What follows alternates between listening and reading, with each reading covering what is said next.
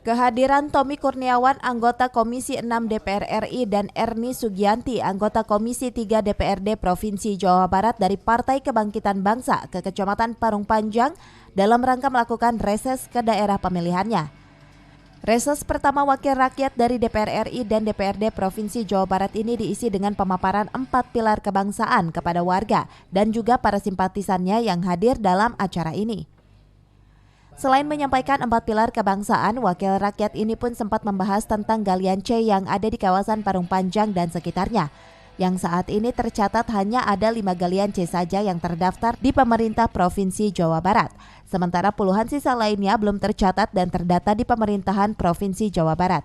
Informasi juga bahwa untuk yang Kabupaten Bogor ini galian C paling tidak yang di Parung Panjang ya. Nah, tadi ada informasi ada 37 galian C dan di provinsi baru ada 5 yang terdaftar di sana. Kita akan cek lagi gitu kan. Kenapa hal ini bisa terjadi?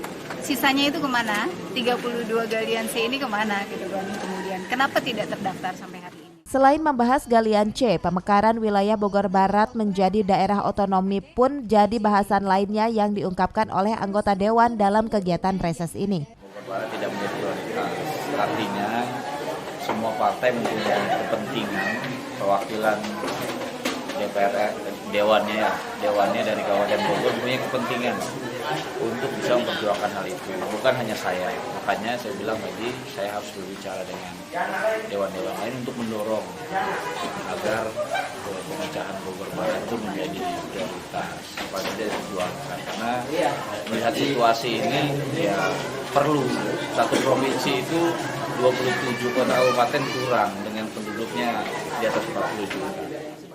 Rencananya anggota DPRD Provinsi Jawa Barat dan DPR RI ini akan secepatnya berkoordinasi dengan pemerintah Kabupaten Bogor dan pemerintah Provinsi Jawa Barat, serta pemerintah pusat untuk membahas persoalan galian C dan pemekaran wilayah Bogor Barat tersebut. Dari Parung Panjang, Kabupaten Bogor, Mandi Jojar melaporkan.